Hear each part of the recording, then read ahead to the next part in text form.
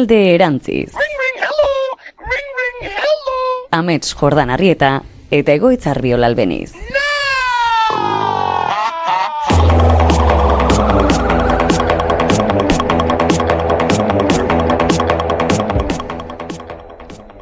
Familian edo gorteko kartetan lehen energia heldua dugu gaurkoa. Ja, bai.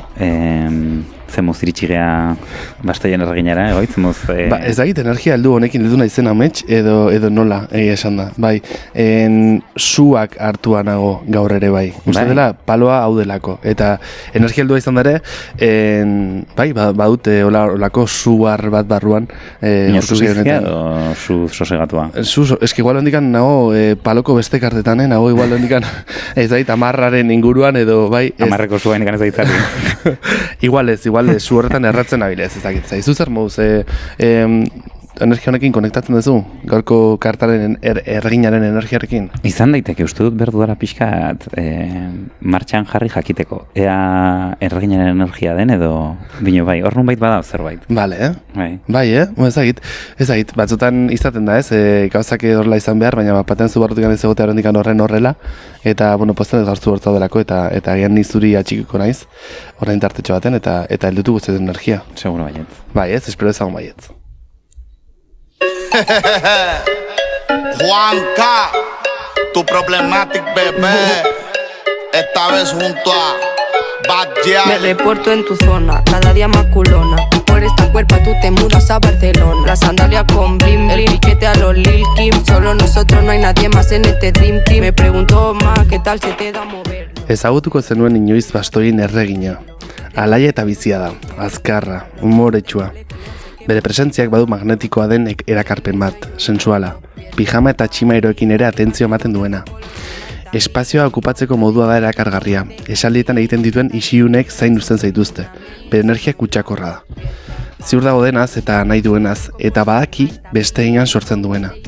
Eskuzabala eta konprometitua da, baina batzuetan bere alde erabiltzen ditu bere doaiak. Gorpu bat ezkutatzen lagunduko lizuken lagun mota da erreginaren bastoia. Con blim blim, solo nosotros, no hay nadie más en este Dream Gata Team. salvaje, no le baja ni un porcentaje. Ella es corriente pero de alto voltaje. Aquí te traje algo pa' que te relaje. Puesto pa' hacerle ese buri un homenaje. Y pégate que quiero sentir tu equipaje. Cuerpo de nuevo a meterle con coraje. Tú tienes tu flow. Amets, erreginaren karta, badauka energia berezi bat, esan dugu bezala, badauka karisma handia karta honek, ez? Eta zer guxa komunikazioarekin, besteak beste. Karisma daukan pertsona horrekin. Ez da, ditzeten gabiltzan, gukin guruan baditugula hainbat horrelako, ez? Eta galtzen dizun off the record, abertzu botez nien ere erregina. Eta nik esan berriz dut hain grabatzen dagoela ezin dela esan, zazkenean bestela, nina zerbait gertatzen badima da, badakiten euren gana jo. Hortuan. Bueno, dakizuenez, Radio Robert Smith eta Dismight Heart barajetako irudiak erabiltzen ditugu deskribatzeko.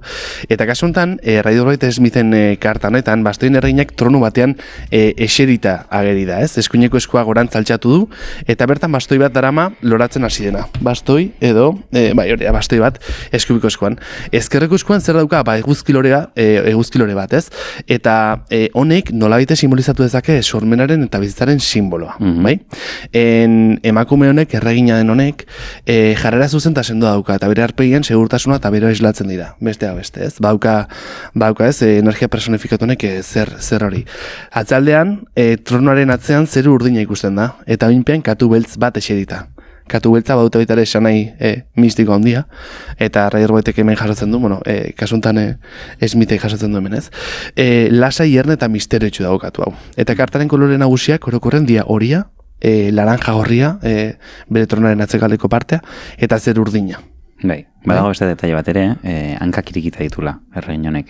Eta bai, adirazten dula edo simbolizatzen dula horrek bere energia sexuala. Eta, berez txakretan eta hola kontuan hartzen duzu sormena eta ere txakra horretan dago. Orduan adirazten duena da, ez irikita dago lazten horretan eta energia handia duela. Sormenari eta... sexualari dagokion edo erakargarritasunari dagokion energia. Eta baita egonkortasuna, ez? Osea, es como biankak irikita eta azut lurrean, ez? Bai. Eta egonkorra den, ez? Hori baita ere energian heldutasunari begira. Ez, zean, esan gut, asiento eta nola dira? Tronua. Tronua, tronuan ageri da, eta ostra hori betere badako, ziurtasun bat, eta ez, boteroa badaukala.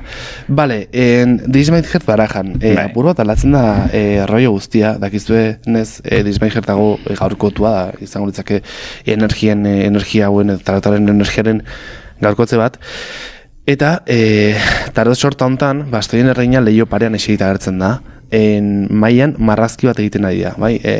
Zea bat, suangila itxurako bat. Ez da suangila, salamandra bada. Salamandra bat. Bai. Euskaraz? Ez dakit, salamandra. Salamandra. Ez, suangila, bai, dena delako hori. Salamandra bada, ze simbolikoki, bastoien paloan salamandrak erabiltzen dira suaren adirazpen bezala. Eta orduan, salamandra gaina garapen prozesuan forma desberdinak hartu hemen bere isatxa ikoska iten dio edo zirkulo bat eginez, eta horrek esan nahi du ja, ez energia osatua edo badu esan nahi hori.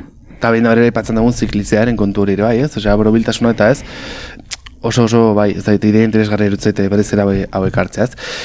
Ezkerreko eskuan, Dismaid-Heart, barkatu, Rider-Waite-Smitheko barajan bezalaxe, eguzkilore bat dauka, bai, eta bere sormen eta bizi energia adierazten da zentzu honetan, ez, irudi honekin. Lepoaren inguruan katu beltz bat dauka, hemen ere katu beltza agertzen da. Eta apurua lasai agertzen da, ez, badago leku ez eroso batean, baina dauka lasai hor, katua, ez, berekin bate egongo aliz bezala.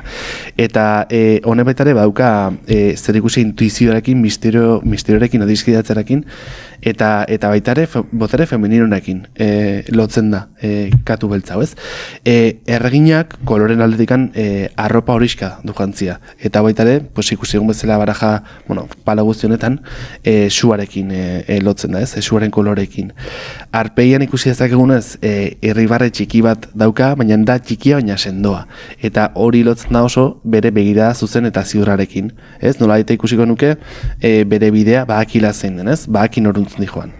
Eta kartaren tono orokorrari begira, esango nuke, erakusten dula erregina ez dela pasiboa, bai, dagoela ekinean, ez? Ekinean dagoen emakume bat da, sua dara barruan eta besteekin partekatzeko prest dagoena. Bai, hemen nik esango nuke alde batetik eguzkiloria eta katuan arteko ez, badaola puntu bat dela argi eta iluna eta biak ulertzen ditula eta biak ditula integratuta bere baitan, esaten dugunean energia heldua dela eta hemen ikusiko dugu, azalduko dugu segurazki askotan, bino erregeak eta erreginek energia heldua dute, txotek eta zaldunek ez bezala, eta erreginaren kasuan energia heldu honek esan nahi duena da berak gorpuztu egiten duela nolabait esateko suaren energia. Hau da, bera sua da, eta erregeak daukana da, ikusiko dugu urrengo talean, baina erregea daukana da ja ardura bat besteekiko. Ez bakarrik zure baitan gorpuzten duzuna, baizik eta edo hori baino gehiago, ze igual erreginako beto gorpuzten du energia, da su hori besteekin ez harremanean, edo su hori erabiltzea besteekin komunikazio horretan. Eta erreginaren kasuan oso ongi gorpuzten duzua eta oso ongi menperatzen du sua da, nolabait esateko, eta hortik, komunikatzen da besteekin, hortik da, bera, de erregin.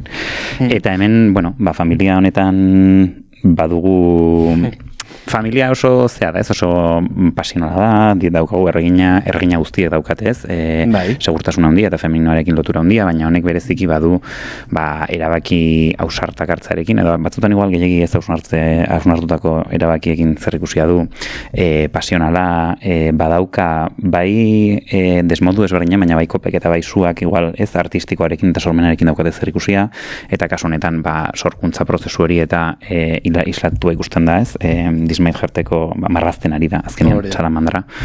Eta, gaurko saioan gonbidatuari nahiko azkar emango diogu sarrera, beraz, zuzenean energia hobeto ulertu alizateko, korteko karretan egiten ari garen bezala, pertsonaia baten biografia ekarriko dizuegu. Eta nik uste baina honek erreinaren energia nahiko bikainki islatzen duela. Gero, askotan esan izan duguna, energiaren energia gorpuztu eta ideala izango litzateke bat ez eta hori karta batean topatu dezakegu, baina zaila da energia ideal bat topatzea hartuan.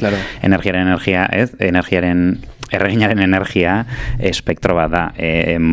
Toki ez, ziurgabetasunetatik hitz egiten duen erregina bat, dena orgullo handia daukana, inbiriatik egiten duena, bere aldera biltzen ditunak, ez?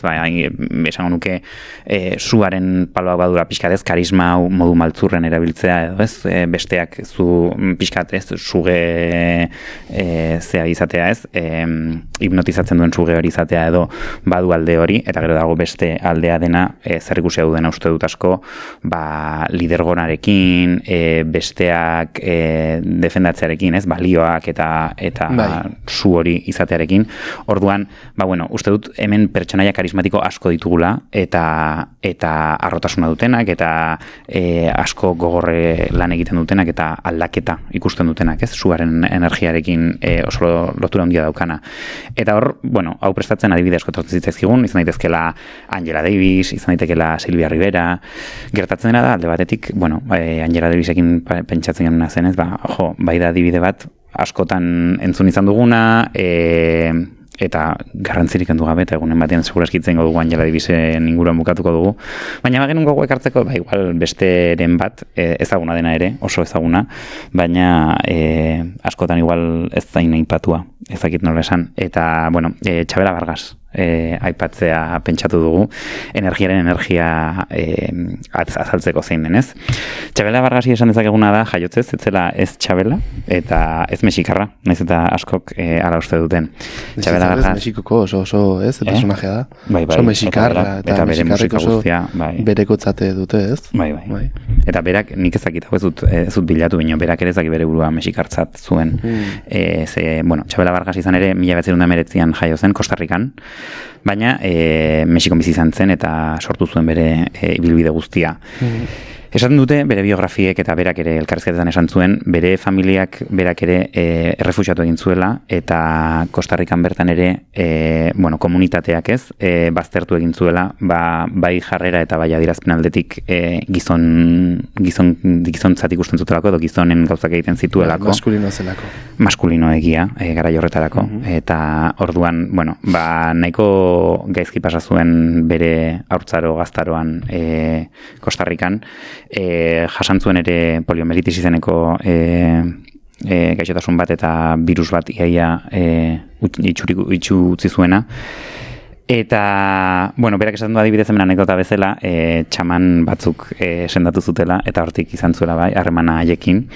Eta bai izan da gainera, kultura indigenaren eta defendatzailea edo. Eta, momentua izan zuenean, zituen gauza gutxiak hartu zituen, eta aies egin zuen Mexikora, ezer inungo ezkartarik eta atzera begiratu gabe. Eta hor, berak esaten duena da, Mexikora iritsi zenean ez zuela aurkitu nola baita esateko ez, bere espazio perfecto eta horrela, baizik eta Mexikok ostikoka eta kolpeka jaso zuela. Garai oso matxista zen, eta berak esaten zuen ez, mezua nola baitzela ez, abestu nahi duzu oso ongi, baina horretarako izan behar duzu oso matxo, berak esaten zuen, gazteleraz muy matxa, ze garai horretan gizonek agintzen zuten bertan. Eta pentsatu ere, rantxerak abesten egintzela oso famatu, eta rantxerak zirela gizonek abesten zituzten kantak, gizontasunetik, emakumearen inguruan hitz egin da, alkola eta, ambiente guzti horretan ez, gizonen espazio zen, nola baita esateko. Eta orduan, hemen Txabela Vargasek bastoiko erregina bezala, ez zuen inorren oniritzirik behar izan bere bidea egiteko. Ez zen negar egiten zuenetakoa, berak esan da, eta ez zuen inork inoiz zapaltzezan utzi. Orduan, iritsi zen Mexikora, ikusi zuen, bertan emakume bezala jantzita jendeak ez ziolak inongo kasorik egiten, eta berak ere sentitzen zuen emakumen jantziekin hau da ziren gonak jazten zituen, eta egiten zuen ez gaur egun igual emakumetasunarekin ez guain beste lotzen, baina baita koiak eta horrelakoak bere rantxera kantatzeko, eta bere ere gustoretzela sentitzen ez, berak esan zuen travesti bat ematen zuela gehiago. Orduan, badago ja horrez, generoarekin gustora ez egoterena, eta igual mozorroago zela ez, emakumeekin asoziatzen diren arropak, berak gero jantzi zuen baina orduan egin zuena zen zituen galtza batzu jantzi, ez zera batere normala, gara horretarako, hilean moztu, pontxo bat, askotan gorria zen eta nahiko ikonikoa dena, eta badirudi publikoa horrela ja isilik gelditu zela, eta hor beste zerbait ikusi zutela, ez, berak gorpuztu zuenean, berak benetan, ez, gustora sentitzen zen, ez, hori gorpuztu zuenean. Eta hor berak bai esaten du, ez, berarentzako beti garrantzitsua izan dela abestea, ez? Baina bere boierismoa ez zuen inoiz ezkutatu, naiz eta publikoki edo deklarazio moduan, 80 urte bete arte ez zuen esan, badirudi denek bazekitela, eta berak gerorago esan zuen ere, ez? Lesbiana bazara marginatua zaude, elkarrizketetan esan zuen. Orduan, tradizioz gizonek abesten zituzten kantak abestu zituen, maite zuenari abestu izan zion beti, naiz eta esplizitu giz izan emakumei abestu zien askotan, aipamen zuzenik egin gabe, baina bai noski ez, hor bazegoen maitasuna grina letraietan, eta denek uste dut ezagutzen dugula, eta ez baduzu ezagutzen mesez, hain jarriko dizugu kanta bat, bina bestela entzun bere kanta ezagunenak, ze bazuen ez, bere hau txurratuak ez zuen agian edertasun klasiko bat, baina baizen emozio gordin bat eta benetako bat. Egia da, alkoholismoa sufritu zuela, eta, garai batez, egon zenez, holtzatik aldenduta, baina 80 urterekin berriro igotzen eszenatokira berrindartuta.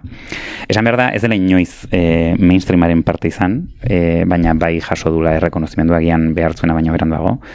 Ez da inoiz ez dara garaile izan, eta agian berak ere irabaztea ez zuen helburutako bat bezala, ez zaio inoiz gehiagia xola. Baina bai bere bidea arrotasunez egin duela, bai menik eta barkamenik eskatu gabe, eta bere zenaren inguruan edo bere ez, desiraren eta izakeraren inguruan, ez zuen inoiz gezurrik esan bere burua salbatzeko, ez zuen inoiz bere txamakurtu ez da bakardadea ekiditeko ere. Hemen aipatu behar dugu, datu bezala edo anekdota bezala ez, Frida Kahlo izan dela bere maitale handinetako bat, batzuk esan dute ez dela ofiziala inoiz izan, hau da, bai esan dutela elkar maitatzen zutela, bai batak eta besteak ezakigu benetan maitasun historiorik izan duten bere hortan, baina argi dago, bai peintzat ez, argi adirazi zuela berarekiko desira, eta beste hainbat berak beti izan du, garai horretan baizela nola baita esateko sekretuan edo modu diskretoan bizi zuen zerbait, baina denek zekitela eta konparatzen zuen kolonia edo perfume garesti batekin. Osea, jendeak igartzen zuela, baina ez zuen esaten, zertzen. Orduan, Txabala Vargasek ez zuen korona bat behar izan, erregina izateko, bastoi eskuan, mikrofonoan eta sua begietan, eta bere hautsa nahikoa zen, ez? Jendeak berari bere boterea edo errekonozitzeko. Orduan, bukatzeko, Ponme la mano aquí Macorina izeneko abestia jarriko dizuegu, emakume bati zuzenean bere desira kantatzen diona, berez originara edo Alfonso Camin izeneko poeta espainiar baten poema batean oinarritzen da, baina Txabela Vargasek hartu zuen eta noski, pentsatu ez, garaian maitasun aldarrikapen hau, emakume baten ahotsean oso aldarrikatzailea edo apurtzailea zela behintzat. Orduan, abestionekin utziko dizuegu hurrengo arte.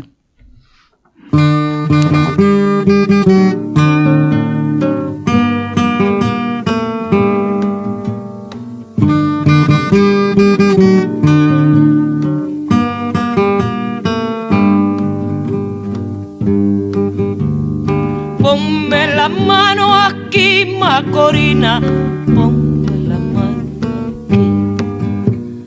Ponme la mano aquí, Macorina, ponme la mano aquí. Tus pies dejaban la estera y se escapaba tu saya buscando la guardarraya que al ver tu talle tan fino las cañas azúcares se echaban por el camino para que tú las molieras como si fueses un molino. Ponme la mano aquí, Macorina, ponme la mano aquí. Ponme la mano aquí, Macorina, senos carne de Anón, tu boca una bendición. canción de guanábana madura y era tu fina cintura la misma de aquel danzón. Ponme la mano aquí, Macorina, ponme la mano aquí. Ponme la mano aquí, Macorina, ponme la mano aquí.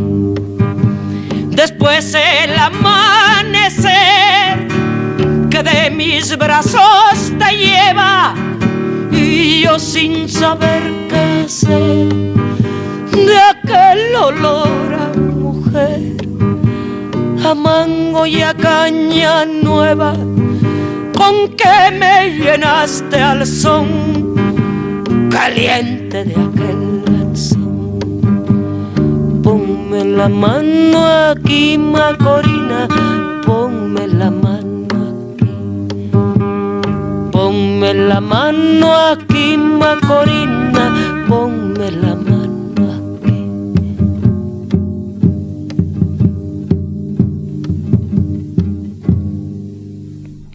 Bueno, gonbidatuari sarrera eman aurretik nahi dut anekdota bat kontatu. Nire aitonakin gertatu zena behin. Aitonak nahi zuen aipatu ezak zertarako. Txabela Garrasen inguruan zerbait, eta nire amona zebilen hitza topatu, osea, artista topatu nahian. Eta ez, eta hau, eta bestia, eta ez zen goatzen izenakin, eta azkenien esan zion, zein Celia Cruz, eta nire aitonak, oi, beste gabe, anekdota txorra da, bino, justo ez, nola Txabela Garrasek ere politikoki agian etzun adirazpen, ez, publikorik eta baina bai izan dela pertsona komprometitu bat, eta Celia Cruz, bueno, beste bizipen oso desberdin bat. Beste aldearekin zaitu kompromiso politiko gehiago. Gaurko gonbidatua erregintzan zein pentsamenduan sua pizten duenetakoa da. Kazetaritzan hasi zuen ibilbidea Goierritar aldizkarian eta Arlote Erratian. Ordutik egin egunkaria, argia, Euskaldunen egunkaria eta berria ezagutitu barrutik. 2014tik jakin aldizkariko zuzenaria da. 2008an, Iduerra Eskizabalekin bi eskutara, trikua esnatu da argitaratu zuen. Bertan, Euskara eta feminismoaren arteko bide gurutzak aragatu zituzten gutako askori hausnarketara gonbidatuz. Nola pentsatu herria eta Euskara. Ongitorri, alderantzizera Lorea. Zer moz daude? Ondo, mi esker gonbidapenagatik. Ez zer, bortzako plazera izan da, esan dizu buleno, eta eskerrik asko benetan. Bueno, hasia horretik, ze harreman daukazu tarotarekin? Bueno, harreman zehatz eta zuzenik ez, baina esan dezagun gizakiaren da munduaren alde ez matematikagarria edo zenbagarria edo ez den guzti hori asko interesatzezat. Beste ere bai, baina nola beste hainbeste entzuten dugun eta hori dan neurri batean gaur egungo jainkoa, beste dena interesatzezat asko. Horren dela gutxi banean praktiketan eskola batean eta justu galetzen zen gaur egungo erlijioa zein den eta badago puntu bat hortik, badago metodo zientifikoa hartu eta zenbakiz erantzuteten guztia badela jainko moduko bat ez? Nik uste gaur egun zientzia badela jainko bat gure gizarte, mendebaldeko gizarte honetan. Beti behar ditu jainkoak, ez? Gizakiak beti daka absoluto gozea, eta berezkoa da, baina ez? Naiz eta jakin absoluto hori guk sortua dela, ez? Baina gaur egun uste dut zientzia badela, zientzia gogorra deitzen da hori, ez? Badela fedea eskatzen duen gauza bat eta obedientzia ere bai, eta uste dute askotan politika ere hortik egiten dela, eta, bueno, bai. Eta askotan baita dogmatik ere edaten du, Osa, diote gauzatzuk ez zalantza jartzearen kontu bat, zeren badagoia uste bat eraikia ez, baduna pisu bat, baduna errekorredu historiko bat, eta hortaz horien zalantza jartzea zaigoa. Eta igual galderak egitearen kontu hori agian, ez horren ongi ikusten. Hortaz, tarotak ematen dizu, munduaren beste errealitate bat ezagutzeko aukera, edo bentsatorla ezagutzen dizu? Bai, tarota edo beste tresna batzuk ere, azken finean,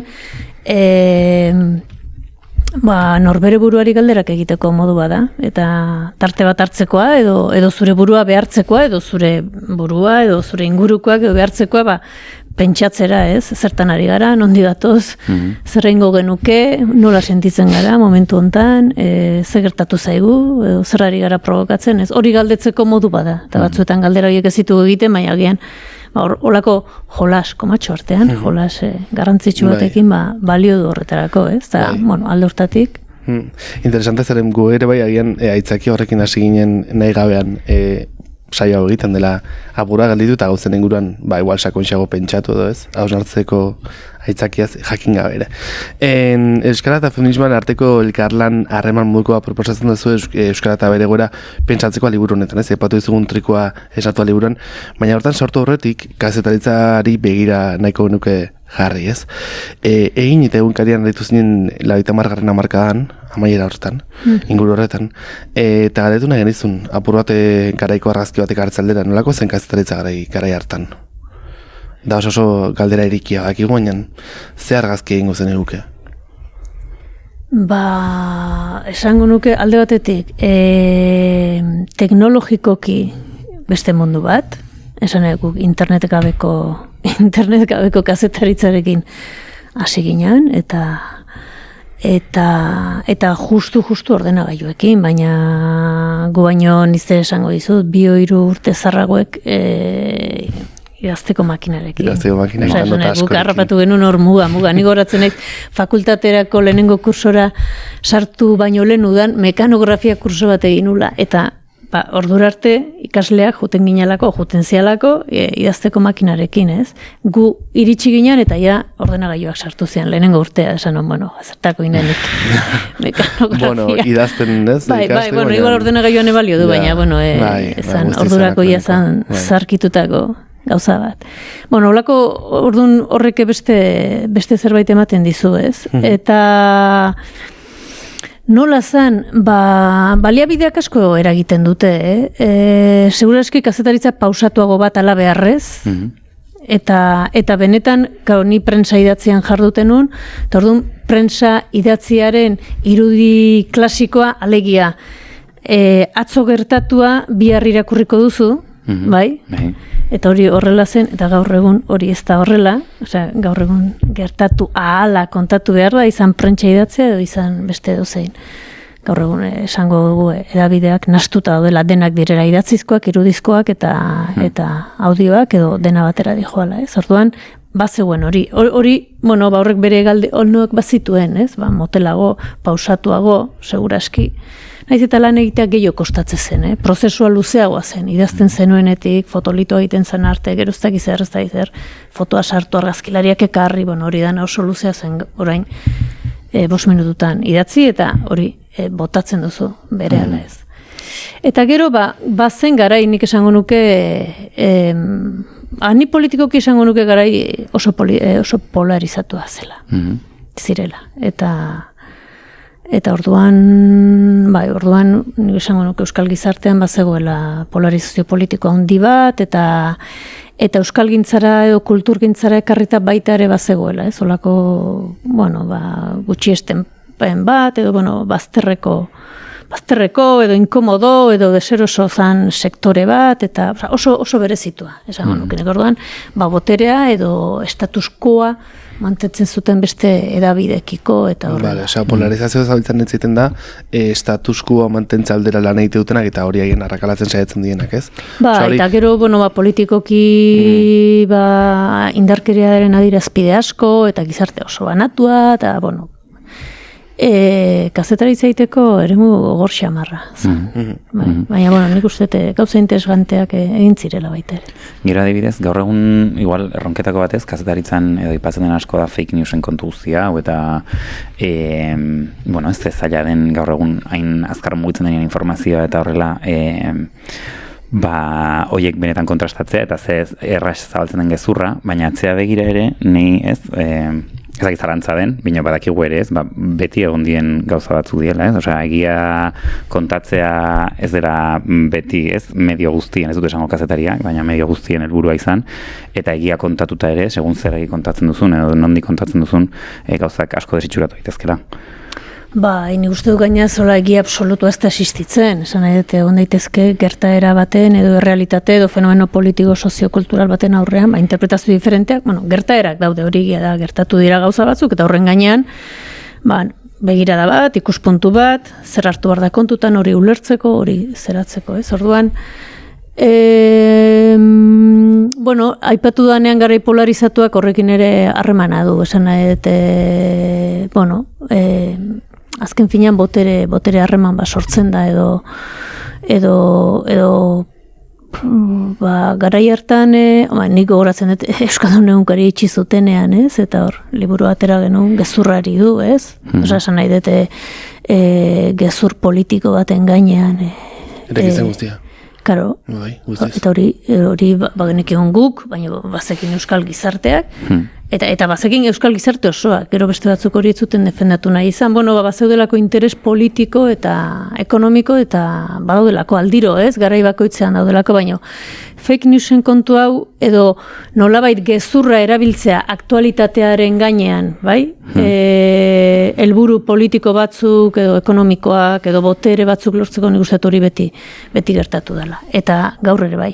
Egia da behar bada, hau ziur, baina orain askoz eszeptikoagoa gara, ez? Esan nahi dute alde batetik ez gain inozenteak, osea, gezurra igual ez digutain erraz sartzen, bueno, ez da gita horrela den, baina beste alde batetik batzuetan iruditzezat gezurra erabiltzea, ba, lehen agian okerrago ikuste zela, eta gaur egun ez gaitula larritzen, ez? Edo are, sinetxi ezakegula gezurba jakinda gezurra dela. Eta horre... Eta lehen zan pixka, baina hori gezurra da, eta gaur egun, esatezu, bueno, eske... Ostia, hor daude, markatu baina daude bigauza, como bat, onartzen nahi gezurraren erabilpen hori, como, onartu da, zilei bihurtu da, zilei izatu da, eta hor arrisku bat bai, de normalizatzen dezunen guzti hori ja, praktika orokortu bat izan daiteke, lehenu da isalagarri ezen zerbait zen, eta gien gaur egun ja, ontzat ematen zua, baina gertatzen dago, eta fake news bada, eta listo, eta horrela. Bai, gezurra gaur egun ustet, dala elementu oso erabilgarri bat, leku guztietan erabiltzen dana, ez esan fin, politikan ikusten duzu, oraintxe buru etorri zat, Valentziako presidente Mazon, ez? Esan nahi dut, dano dakiu gezurretan ari dela, eta oraindik egiten du, esan nahi dut. Eta esaten da gezurretan ari zara, baina esan da gauza bat, ez dakit, oso ziniko, ziniko edo oso, pixka bat, hor, adibidez, Mazonekin duztu baina jam. Edo desesperantzan kokatzen dan, jarrera bat danon partetik, ez? Hor, kazetaritzala izuliz, eta bar, hor adibidez, Trump presidentearen lehenengo agintaldian, izaten zen, prensatikan eta bar, bat zigula saiakera bat, berak esaten zituen gezurrak, kontrastatzekoa eta hori esatekoa, baizu gauza eta hau ez da egia, esaten zitula hainbeste estrategikoa zela, eta esaten zitula hainbeste eraiten zula ezin egia estatualizatea egiak eta gezurrak, eta orduan, ez, erroberate moduan matxagatzen jutea erraitate guztia, ez, eta sortzera beste paradigma politiko batzuk eta bar, ez. Ostra, beste mundu batean bizigatzen zu horretan, ez, dela 30 urterekin alderatuko bainu, gauza inpensablean bat gertatzen dabiltza, eta gertatzen dabiltza gure begien aurrean. Bai, hori da. Bai, gaur egun gezurra gertatzen da gure begien aurrean. Dana gertatzen da gure begien aurrean. Gezurra, sarraskia, dana gertatzen da, eta bixat, inmobilizatu egiten gaitu, ez? Eta gezurraren estrategietako bat ere, bai da ezagizek azetari entzuten nion hau, ez? Baina hainbeste gezurra esateak esaten duna da ere, irakurleak, entzuleak, ja ez zula zer sinisten, ez da bakarrik gezurra sinistu, baizik eta egia ere, hau ere. Bai, da pixka bat, ez dakit, zaborra bota, ez? Orduan dana geratzen da zikinduta, dana da, ez? Bota, eta behar bat nien haute sinistuko, baina egia esaten duna ere, ez? Orduan da hori esaten zinismoaren danok, ez? Oso zinikoak, oso ironikoak, ez? Dana da, ez dakit zer. Oso garai zeak bizi ditugu, eta Trumpena eta ikaragarria da, oza, Trumpen ze kurioso, ez? Nola kasik eguneroari dan prentxaurrekoak ematen, gainaz bere despatxoan, kazetariak ditu, metro erdira, horrela hitz egiten die kazetariei, ez? Eta entzun gabe zer esaten arian esango genuke, ez gardentasunarik eta, ez? Egunero prentxaren aurrean, eta galderak libre gainera, eta ez dakiz zer, eta justu kontrakoa da, ez? Ze, betatu iteitu kazetariak, gai, eta gero bere erantzunak, hori, ez? gezurraren gainean, esan nahi dut, dana gauza simple eta oso basiko bat, ona ekarriko dut eta berastu ingo gara, eta, bueno, eta ez... Horren ejemplo, da interesante hori karrizana zeren, bai, ematen du gardentasun ariketa bat dela, bai, justo da antipolitikaren iruditeria bat, ez? Eta aldi berean, Ipar Amerikan dagoen Mexikon ere bai, AMLOk duela ja 6-7 urte, okerez banaiz, asizun ariketa hau goizero ematerena mañanerak.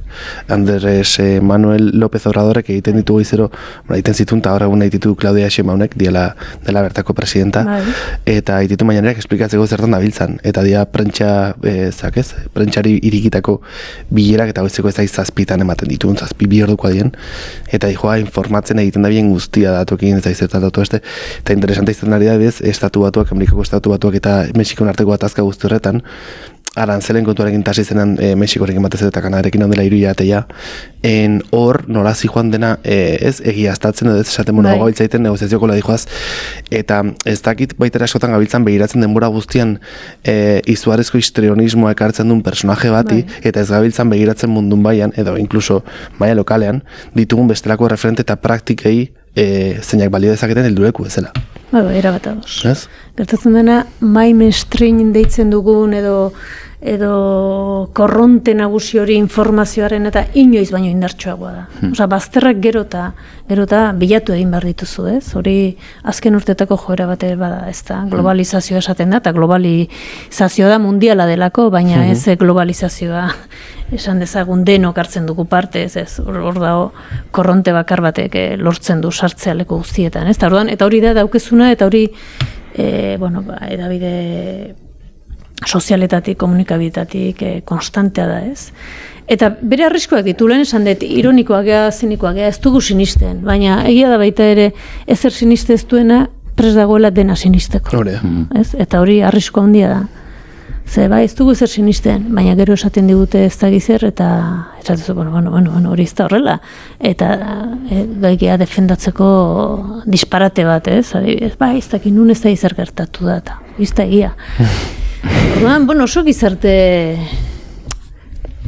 begirada makroan, Begirada makroan, eta makroan dano gaude. Ze batzutan esatezu ez, baina hori estatu batutako ez, baina gu ere hori gara, ze gu hor gaude, eta batzutan ikustezu zure burua ze gauza, zertaz elikatzen aizaren, zeri begira zauden, eta gero gauza batzuk esatezu, ostra, sinistu indet, edo barrura sartu zait, ez da? Eta inbarrezu ariketa bat hor esateko, Lehen aipatzen zenun sosegua, bazegoela duela 30 urte egiten zen bakazetaritza horretan. Motela guazela, sosegua etzegoen. Nerviotatik jota. Baina esan nahi dut denboraren kontzepzioa, gaur gertatu da, bihar esplikatuko dugu, gaur hartuko dugu denbora esplikatzeko. Igual, interesante zen, ez dela gaur hartuko dugu, sino gaurko denbora dukagu esplikatzeko. Gaur egun da, como, ja esplikatu barret. Eta sosegurtatik antiraka, nik ez dakitezuk faltarik somatzen duzun, mehanik gaian bai. Dela ikerketak gazetaritzarena. Nik badute gogoan, adiez, egin egunkariak bazitula hainbat liburu eta bar, ikerketari begirakoak, etortazki beste izan batzuk peperrei bezalakoak. Gaur egun falta montatzet hori, begiratuko dina gure jendartea, haian begirada motelago batetik eta sosego apurrarekin, eta ikertuko duena benetan gertatzen da biena. Garaian ateratzen ziren arzaiuzen inguruko hainbate kontu eta bar, gaur egun zelki topatzen dituenak, egon badago ikerketa eta bar, baina nagian kostatzen zaite gehiago boterari seinalatzea egiten zen forma horretan, baitare garai berri dira, beste politika batzuk, beste garai politiko baten gaude sartu eta bar, baina falta botatzen dut ikerketa kazetaritza on bat Euskal Herrian, edo on bat edo igual, ona baino, porque uste dut gauza, on asko ditugula, prolifikoagoa, hau da gehiago egiten duena hori ez. Eta igual hortikan baitare komo ekarri mantxotasun bat, apur batez, gelditu da pentsatze bat. Ez da izu falta motatzen dezune ikerketa gehiago, egingo den ikazaritza bat? Nik uste badagoela, Hala ere, hartatzen dena egia da gaur egungo edabideen izateko modua eta ezaguarriengatik denboraren kontra jarduten dugu lehen, baina orain inoiz baino gehiago, eta gainaz gauzak amaitzen dira 10 minutura, ze beste zerbait gertatu da, eta orduan bizka badana da akumulazioz edo zarataz betetako mundu bat, baina gero ez da erresa, ez denbora hartzea hori egiteko, eta netzako hori oso interesgarria da, azterketa, ikerketa, analisia, interpretazioa, iritzia, Ez, gauza horiek danak egitea, eta uste dut, kazetaritzaren balioa handienetako bat hori dela, baita dela gaur egun den bezala, momentuan gauzak esatea, salatzea, edo hau gertatu da eta zehatzea, baina gero gertatzen den horren analisi bat ere jartzea. Nik uste jartzen dela, baina ez da hilen baino gutxiago edo gehiago, baina hortarako denbora behar da, eta denbora da beti da dirua eta inbertsioa, ez? Baina nik uste hori oso beharrezko dela. Nik uste kazetaritzak eskaini dezakeen gauza ondina hori dela gaur egun. Bale, pixka salto ingo dugu euskerara eta feminismora, eta, bueno, erreferentzia ingo dugu triku esnatu da, euskeratik feminismora eta feminismotik euskarra disipen argitaratutako liburura, 2020an. Eta galdera potro batekin hasiko gea, zer esan nahi duzue? Angela Davis euskalduna da esan zenutenean? Euskaltzalea, esan genuen. Euskaltzalea. Bueno, da esatea, bueno, da pixka bat, adibide bat, feminismo intersekzionalaren adibide bat. Hori esan nahi du. Ze, Idurreski Isabelek eta biok hitzaldi bat eman genuen arrasaten, izan gaitezke, enaiz gogoratzen zen, izan gaitezke feminista euskaltzale izan gabe, edo alderantzi zen, enaiz gogoratzen, ez? Eta orduan, Idurre txioa jarri zuen, gu feminista gara eta euskaltzalea gara, feminismoagatik, edo zain nola esate zuen, eta aipatzen zituen Angela Davis, eta ez da izen gehiago, ez? Eta orduan, bueno, norbaitek bate baino gehiago erantzun zuen, Angela Davis ez da euskaltzalea, eta ez da izan gauzak nastutzen aizeate, eta ez da izan. Bueno, da, feminismo intersekzionalaren adibide bat, ez? Eta egia da, euskaltzalea dela. Osa, egia da esan nahi dut, bai, eunge Angela, ibeizekin da honetaz itzin dugu, baina ez da bea izan behar dela, baizik eta feminismo intersekzionalak esaten du menperakuntza ardatzak asko dira, eta lekuan leku ere aldatu egiten dira, eta hori da, bueno, feminismo beltzak ekarri digun lezio handienetako bat, tartean Angela Davisek, ez? Osa, ez da generoa bakarrik, baizik daude beste ardatz asko, eta lekuan leku diferenteak izan litezke, ez? Eta orduan, gurean hizkuntzaren defentsa ere bada feminismoaren egiteko bat, hori esan nahi genuen, bai? Eta beste alde batetik bai, euskalgintzaren egiteko ere bada feminismoaren defensa, ez? Bueno, horti dijoa hori. Bale, nahi patzatzu baita hizkuntzaren eta boterearen arteko harremana agarikoa dela, ez? Hori ikusten da liburuan ere bai, nola ikusten duzu euskaran gaurko botere harreman sare horretan kokatua. Zertan nahi geha galtzen eta zertan irabazten nengo bagina zerbait? Ui, ze galdera zaia. Alezu esan, bueno, horrengo galdera. Nik uste bueno, zaike kasu guztietan, baina gure kasu honetan eta Mendebaldeko eta Europako kontestuan hizkuntzen arteko gatazka existitzen dela, eta gatazka hori dela botere gatazka bat. Eta botere gatazka digunean da botere materiala eta botere simbolikoa eta eskubiden planoa eta justiziaren planoa eta demokraziaren planoa dela, ez? Eta horregatik da Europa hain monolinguista, monokultural, monokultibo eta bakarra eta jainko bakarra eta ez, eta hori da gure ezaguarri tamalgarria eta horrela izurrati du ia mundu osoa Europak, baina baita Europa barrua ere bai. Eta orduan, botere horretan, boterean beti gertatzen da, eskubide eta privilegioan joko gertatzen da. Eta hemen euskararen bizi berritzea aipatzen danean, ez da, batzuk esateute bai, baina honeaino. Hori da, privilegioak ikutu dizkiozulako, ez da? Beste gauza guztietan generoarekin edo beste mila borroketan edo razismoarekin edo gertatzen den bezala, ez. Eta hizkuntzaren are horixe da, ez da besterik gabe. Hizkuntza minorizatu txiki bat, polita ederra eta ez da zer dena berreskuratzeko kapritxoa jarri zaigu. Ez, hau justizia sozialeko kontu bada, ez da. Nei hemen etortzen zait pixkat batzutan debatetan eta, entzun izan ditugunak eta ezakit, hain nahiz joaten zeintzen, uste dut abeslari bat izan daiteke, euskal abeslari bat esaten zuna hizkuntzek edo hainbat hizkuntzek agintzeko gaitasuna dutela, ez? Eta euskerak ez badu edo baldin gauden egoeran da agintzeko gaitasun hori ez daukagulako. Eta bestetik beste ahots batzuk entzun izan ditugu, esaten hizkuntzak ez direla agintzeari buruz, baizik eta eskubideen inguruan, hau da, pertsona batek ez, euskara kasu honetan ezakien pertsona batek, edo Euskal Herrian jaiotako pertsona batek euskara ez duena izan, euskara hurbiltzeko eskubidea daukala. Eta nahiko nuke jakin pixkatzuk hemen ez, nahi iruditzen zait nire gatik hasteko ez, nire abia puntutik hasteko. Batzutan hitz egiten dugunez, hizkuntzen inguruan adibidez kasu honetan, eta hizkuntza ulertzea, eskubide bat bezala hizkuntza bat zure egitea oso politia iruditzen zait, eta uste dut badela parte bat, baina gero ere zaila egiten zait testu inguru, ez? Bizi garen testu inguruan, eta testu inguru globalizatu batean, estatu nazioak ditugun testu inguru batean, ez badaukagu ez, nola arautu euskararen inguruko zer, eta jotzen baldin badugu dinamika konkretu batzutara, dinamika burritz batzutara oso zaila dela, ez? Euskara nola egin dezakegu euskara salbatzeko. Nola egin dezakegu euskara salbatzeko. Bueno, hemen ere iritzi diferenteak egongo dira. Badago zea gazte bat, Sugoi Etxarri bentsio jarri zuen, esaten du, hauzi ez da euskara salbatzea, baizik eta euskarak gu salbagaitzan. Bai. Euskara gu salbagaitzan zer esan nahi du? Euskara, hizkuntza minorizatu bat, edo herri ukatuak, edo lekuan lekuko dinamika emantzipatzaileak, edozein motatakoak direla. Euskal Herrian bentsat euskaratik pasa beharra dutela. Zergatik eta ezin duzu aniztasuna abordatu, baldin eta bertan daukezun hizkuntz minorizatu bat demagun, hizkuntza aniztasuna, ez badezu nolabait. Hortik hasten da zure borroka, behar bada Guadalajaran edo Berlinen beste modu batea planteatuko duzu, borroka hori ez, baina hemen hortik pasa behar da, ez. Eta aldi berean hori, nolabait borroka emanzipatzaileak hemen euskaratik pasa beharra, eta euskara baita ere borroka emanzipatzaile horietatik pasa beharra.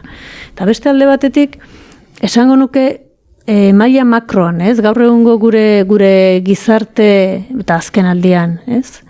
Esango dugu gero eta homofobo, matxista, hiperkapitalista, hor dago, ez? Munduko mandatari nagusiena hortxe dago, Trump, ez? Horrek irudikatzen duen mundu hori, ez? Etxaiez betetako mundu hori, botere menperakuntza behin eta berriro, kolonialismo, imperialismo, extraktibismoa, bai personena, bai herriena, bai baliabidena praktikatzen duen horren aurrean, besteak beste, euskararen defentsa ere badala horri galga bat edo freno bat jartzeko modu bat, edo izan litekela.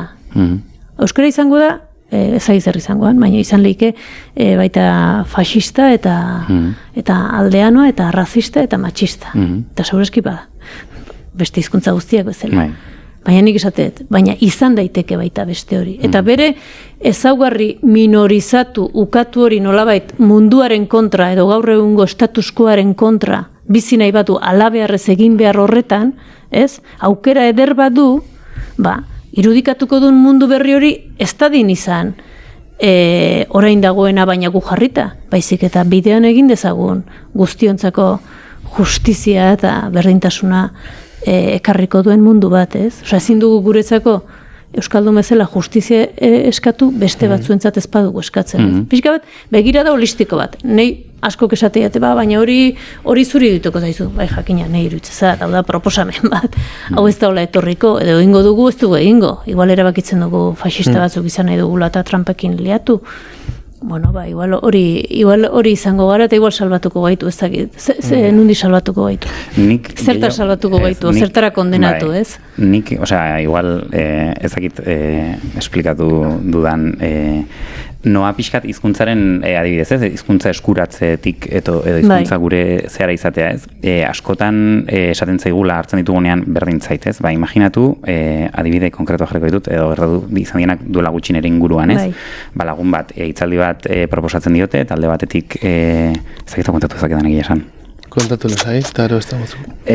Lagun bat izan diote, hitzaldi bat eman berdula, gauza baten inguruan, Iruñan, Iruñerrian, eta hartu eman bat izan gero, eta prest aurkeztuta gero, esaten diote gazteleraz izan behar duela.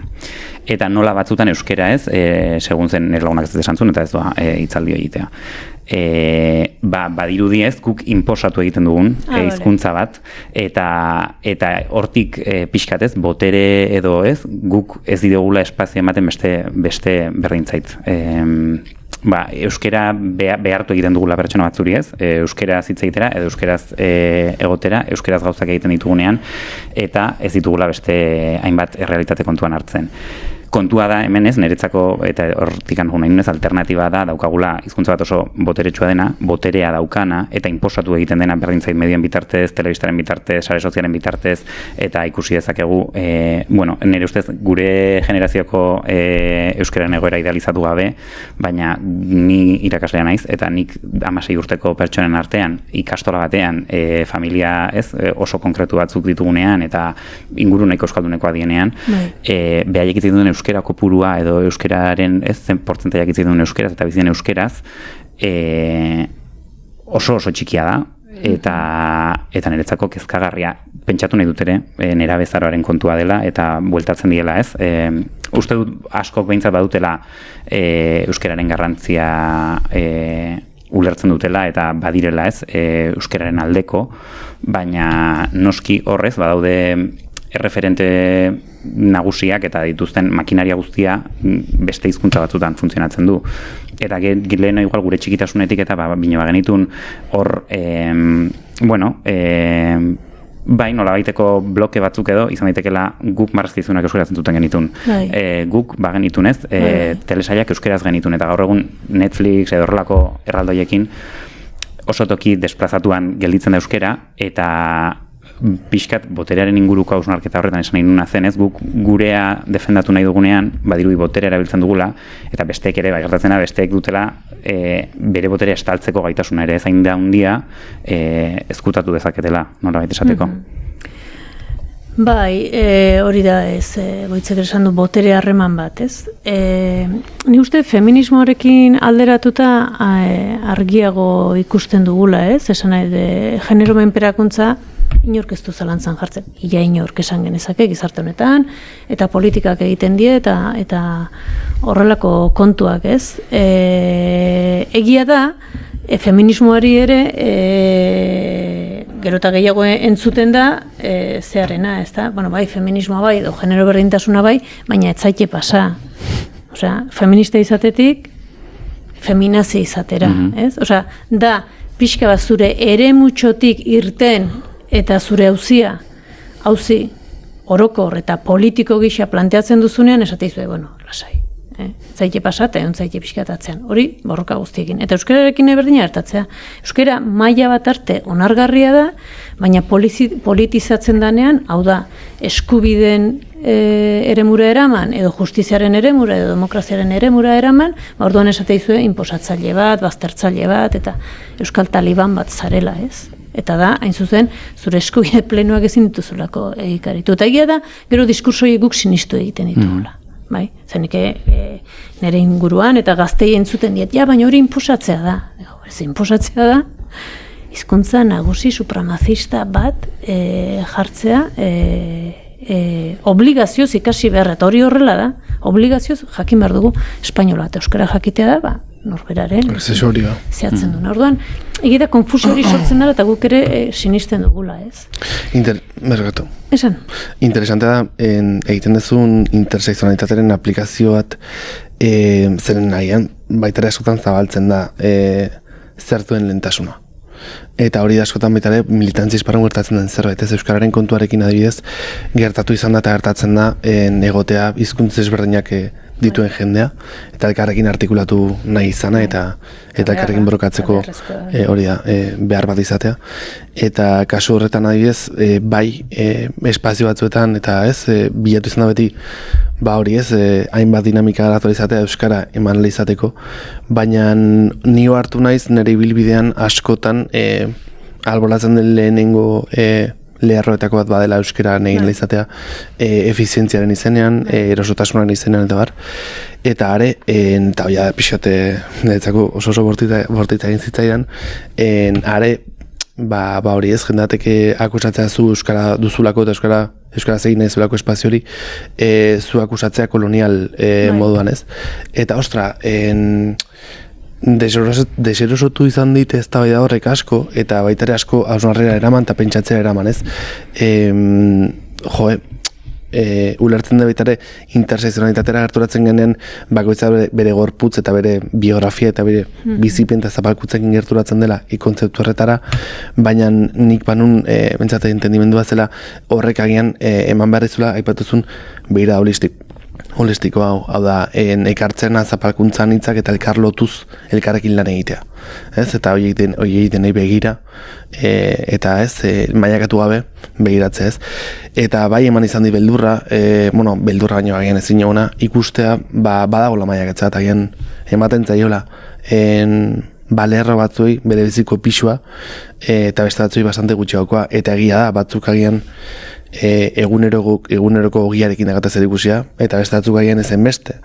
Baina diot, nola nik ez intersekzionalitate lertzeko dakaten forma honetan nik ezin diot muzin egin ukitzen, ez, privilegioan nauen lerro bat izaren nik agian ez duten beste, ez? Edo ez dakit, netzako badela, nik bipedestante bezala itare begiratu nahi diot, bizitza eta hiria eta herria bipedestante moduan bizi ez duen horri espazionetara edo izateko, ez? Eta ez dut egin nahi maiaketa bat, baina bai ikusten dut hori, eta hori baita ezker barruan, eta inkluso ezker radikalen barruan, hainbat gatazken zea dela, iturri dela, eta euskara, bai izan dela, hozetako eta agian aksesoreagoa dena. Eta ostra, euskaldun bezala kezatu egiten ditu.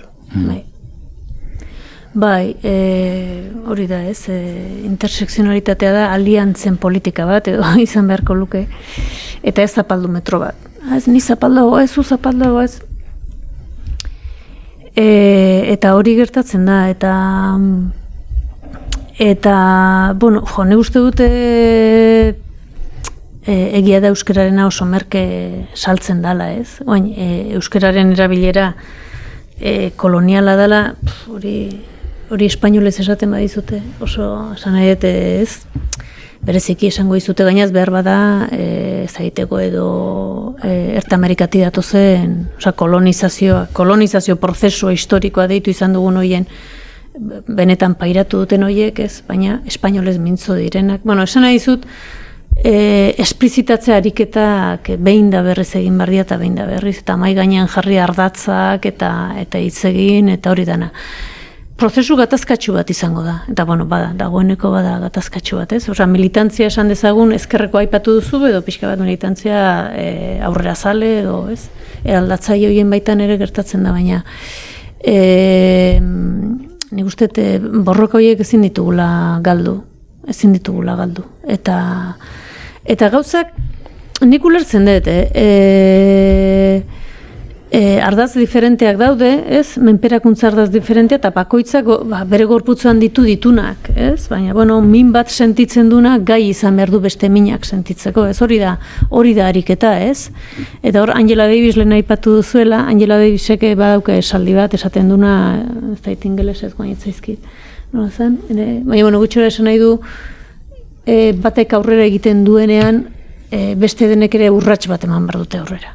Bai, aliantza borroka horietan. Bestela, ez da, esan dezagun, feminismoak aurrera egiten du, bai, baina zer ari datzean uzten, ez? Edo arrazismoak aurrera egiten du, bueno, baina arrazismo feminista bat, arrazismo genero aniztasunaren bueltan, disidentzi, bueno, edo zein zeatan, edo koloniala, eta ez da gizarrez pixka bat, hori da zehatu behar dana. Eta guk privilegio batzuk ditugu, esan, gorputz zuria, evidentemente, privilegio bada, bertako izatea privilegio bada, baina, bueno, espainolez datorren bat ere, esan nahi dute, imperio oso baten hizkuntzarekin datorrela, ez? Hizkuntza, alegia, berdintasuna espainoletik praktikatzea Euskal Herrian oso konfliktiboa, iruditzen nahi defendagarria ote den hori, ez espainolez defendatzea berdintasuna, ez? Eta areago hizkuntza berdintasuna, ez espainolez, hori pixka bate gauzak hankaz gora jartzea da, ez? Baina, bueno, nik uste dut hori dela menperatu enpatua baita ere, ez? Nolabait egiten dute zure gaineko argazki batera bat itxura aldatua, ez? Menperatua menperatzaile bihurtzen da, ez? Bueno, baina noren mesedetan, ez? Hemen, badago esaldi bat euskalduna barkatu, menderakuntzan eraikia da, baina deseraiki daiteke, eta bestela eraiki. Bai. Nola eraikitzen da, hiztuntasun edo aldundu hori? Bai, horre erabiltzen genuen hiztuntasun hitza, gero hori ikusi gu Katalunian ere erabiltzen dutela, eta ingelesez ere bai, eta esan nahi du pixka bat, hizkuntzaren kondizioa, osea, zure hizkuntzaren kondizioa, ez da kondizio bat, zure baitatik kanpo dagoena, ez? Nolabait, gorpuzkera bat ere ematen dizu. Alegia, zu jakitea, hizkuntza hegemoniko batean, eta nagusi den batean, zure inguruko edo zure lurraldeko edozein tokitan, edozeinekin hitz egin dezakezula, horrek ematen dizun posizionamentu baita korporala, baita ahotsaren tonoa, baita ere zure subjektibitatea eraikitzeko modua, edo eta hizkuntza minorizatu batekin leku berean aritzekoak sortzen dizun zalantza, sortzen dizun minorizazio fisikoa, sortzen dizun ahotsa, jeiste bat, sortzen dizun zalantzaz galdetzea. Osa, nolabait, ez dela horra airean dago hizkuntza eta ez digu eragiten ez, subjektibatu egiten gaitu ez. Orduan hor, alduntze ariketa bat esaten danean, euskalduntze ariketa bat, ez? Bada baita ere gorputzaren alduntze bat, personarena, subjektibitatearena, eta ez bakarrik hizkuntzarena, baizik eta hizkuntza eta beste gauza askorena izan litekena. Eta hori nola egiten da, nik uste euskararen eta hizkuntza guztien auzian, kapa diferenteak daudela. Eta bat, horietako badela, botere erreala izatea. Botere erreala da, gobernua izatea, edo estatua izatea, edo jaurlaritza izatea, eta praktikatzea. Jaurlaritza bat euki, eta egiten duen, edo Bizkaiko diputazio bat euki, eta bere helburu momentuko bari bada, hizkuntza eskakizunak atzera botatzea, epai bat agertu dalako, esan nahi, hori da desboteretze absolutua, osa guriztiko zertarako balio, esaten dizu, juntzaite barrikada eta intzazu aldezuna, ez da gazu lege babesi, epaile bat egatzea botako dizu, ez du zertarako balio, zu gazteak aipatu dituzu, gazteek ez badute kontzientzia soziolinguistiko bat, zertarako euskera esplikatu inbarko zaie, ez pasai esplikatzen, gertaliteke, ez dakit, erabila sozialik gabeko hizkuntza bat bihurtzea, eta izatea jaurlaritzan sartzeko funtzionarioen hizkuntza bat, ez? Orduan, bat da botere erreala, alegia, hizkuntza ofiziala da, ez da? Ofiziala da, kitxo. Bigarrena, jarri bideak jende guztia euskaldundu dadin.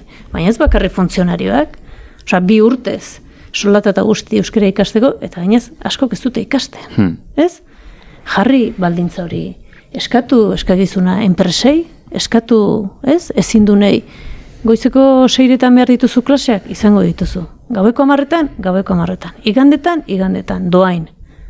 Euskaratze masibo bat, aukera eman, zeka zuk ezin dezu ez da ere, aukera eman gabe, gero esan, sartzeko hainbat prozesutan euskara beharko duzu. Ez, baizik eta oinarrizko eskaintza bat, euskalduntze zea masibo bat, eta ondoren, guazen, hori izan dadin, leku guztietan, aplikagarria.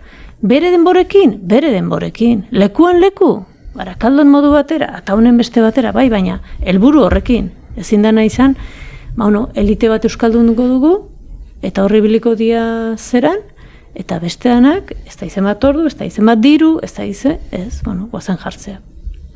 Eta bereziki botere erreala. Iruitzezat. Osa, dozturekin. Karriko nuen anedota baina, ja denboraz oso luze guaz, hortaz. Azken galdera tekarren nahi zu, Lorea. Hainera dibizentzun diogu esperantzaren inguruan, ziten esperantza militantaren inguruan, eta zuk ere bai alakartzen ez liburuan ez. Zein da zuretzat emantzipazio integral baterako gakoa horko Euskal Herrian? Euskarari begira, Euskararen ikuspegi internazional batetik, zein da gakoa? Egia horretetik tiraka. Euskarari begira?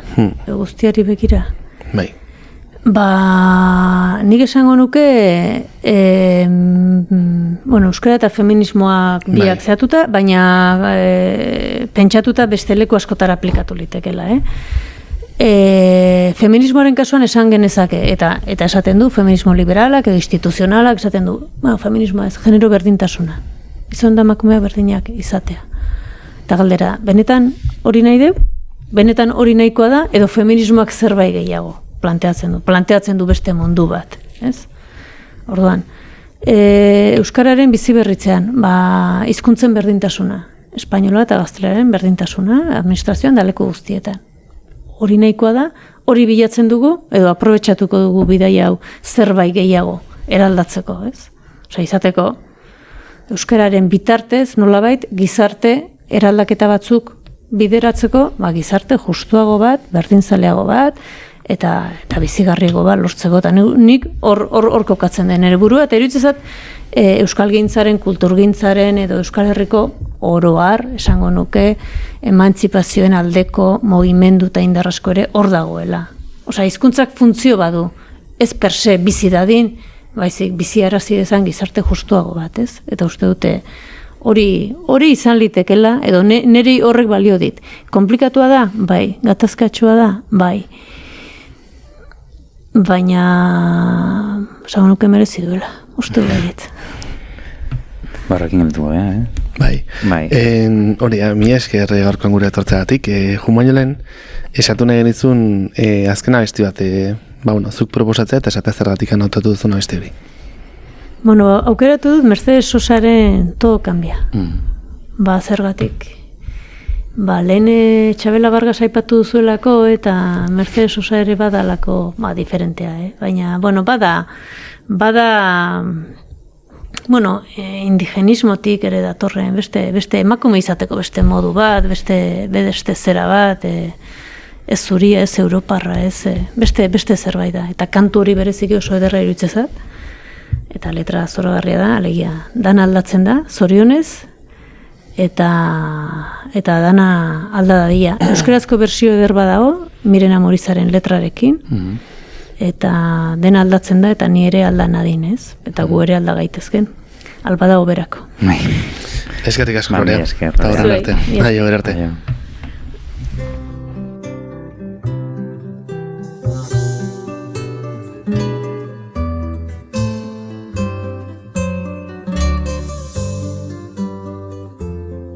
Cambia lo superficial, cambia también lo profundo, cambia el modo de pensar, cambia todo en este mundo, cambia el clima con los años, cambia el pastor su rebaño, y así como todo cambia, que yo cambie no es extraño.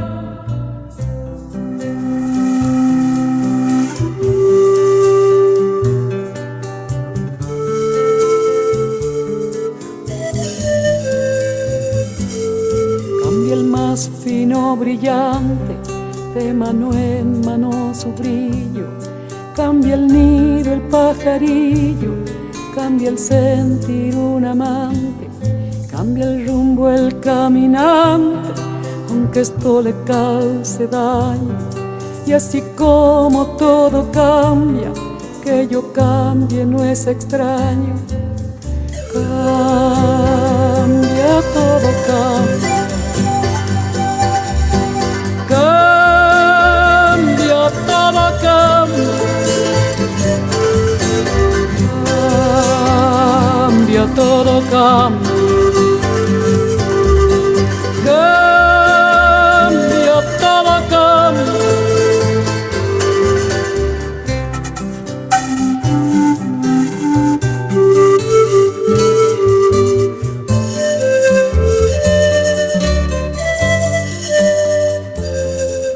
El sol en su carrera, cuando la noche subsiste, cambia la planta y se viste de verde la primavera, cambia el pelaje la fiera, cambia el cabello el anciano, y así como todo cambia, que yo cambie no es extraño.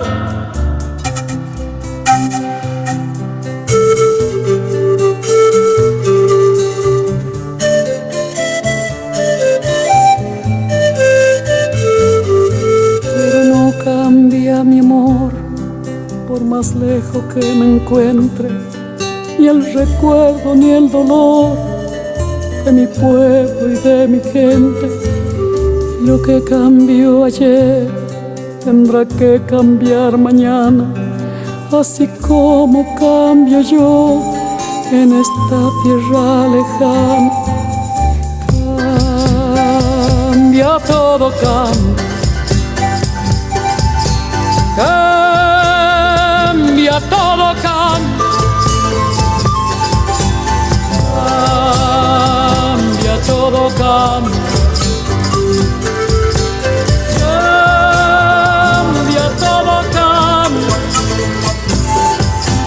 No cambia mi amor, por más lejos que me encuentre, ni el recuerdo ni el dolor de mi pueblo y de mi gente. Y lo que cambió ayer tendrá que cambiar mañana, así como cambio yo en estas tierras lejanas.